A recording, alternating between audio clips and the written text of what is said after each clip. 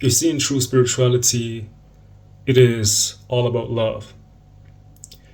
There's a certain danger that can happen is when you use meditation as a kind of tool to get rid of a certain identity that you don't like. Because we hear all the time that you are not your identities, which is true. But maybe, you're using the kind of meditation that you're doing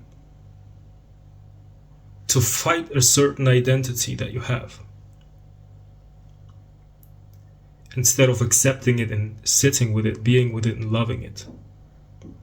Because it can only dissolve when you're loving it, when you're accepting it. So maybe, for example, you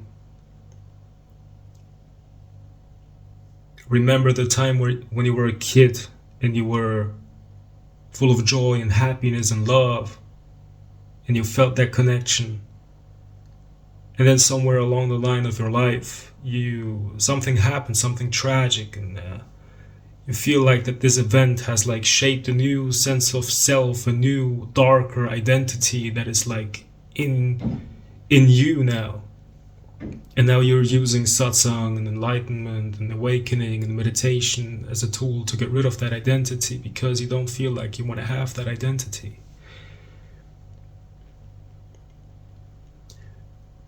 But you have to see if you're doing the meditation with that kind of motivation, then that's the reason why it doesn't do anything for you. Because you're using meditation as if it's a weapon, or as if it's a tool to improve yourself. You think you would be better and more improved if you would be peaceful, and this identity that you're trying to get rid of is maybe not so peaceful. You see? And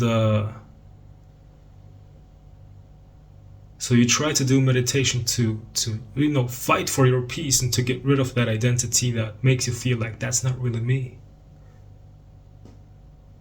And you say to yourself, that's just an identity, I'm the pure awareness. But you still feel like it's still somewhere here. It's not going away. So the real way to deal with that is not by trying to meditate until you become peaceful again. You have to make peace with the part of you, the identity in you, that you're trying to fight through meditation. And then meditation becomes a new thing. It just becomes a certain time where you are actually in a loving way sitting with the part of yourself that you don't like. You see, it's kind of like you integrate the identity first so that you can accept it as it is. And then it can dissolve, but it doesn't have to. Because the acceptance of that part in you is already the peace, is already the meditation.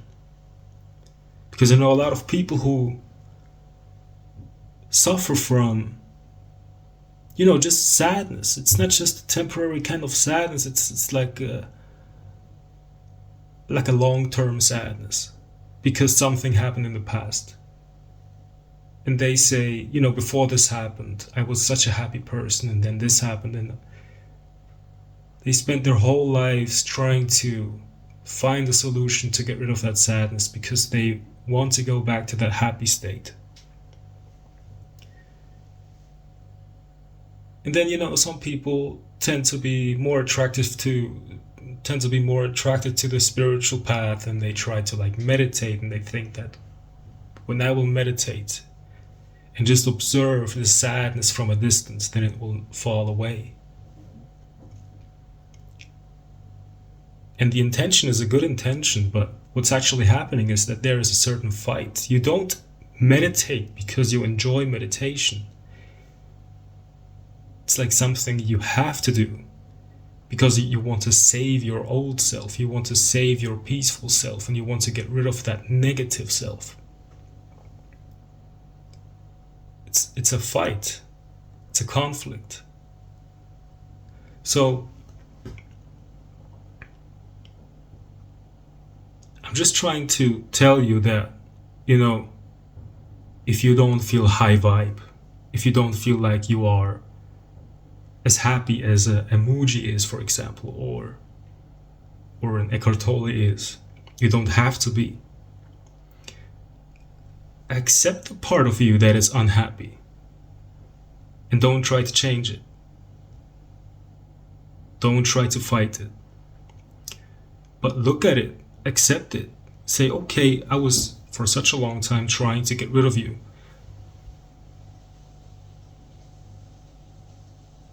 And then just see that, accepting it as a part of you, who you are, will integrate it. And then you sit with that, not trying to get rid of it, not trying to become happier, not trying to become more enlightened, but just being you the way you are right now.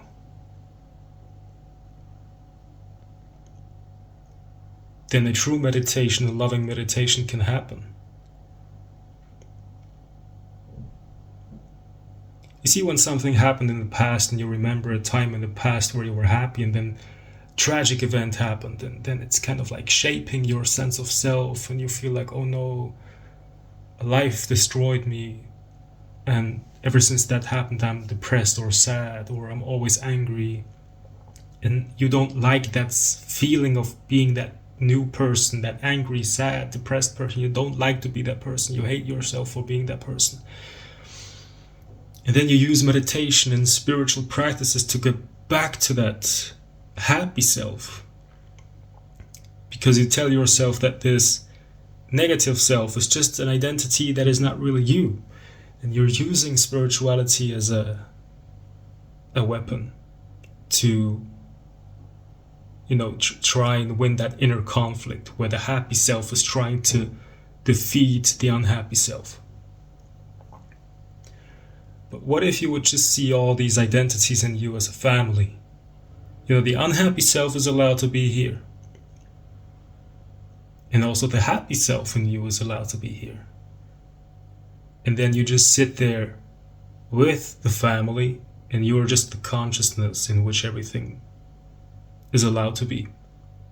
And you're not meditating to achieve happiness. You're meditating because you are just the space of acceptance in which all the parts in you are allowed to be. And that's when the inner conflict can stop. You are not trying to become a better person. You are just representing the love of nature, which is, is accepting everything. The sun is shining onto every plant, no matter what it looks like, no matter how it grows, no matter what happened to it. You see?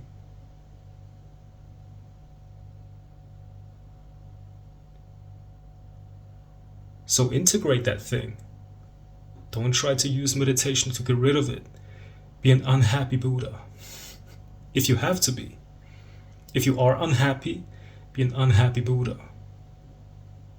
Don't say, oh, I'm unhappy, therefore I'm not a Buddha. All right.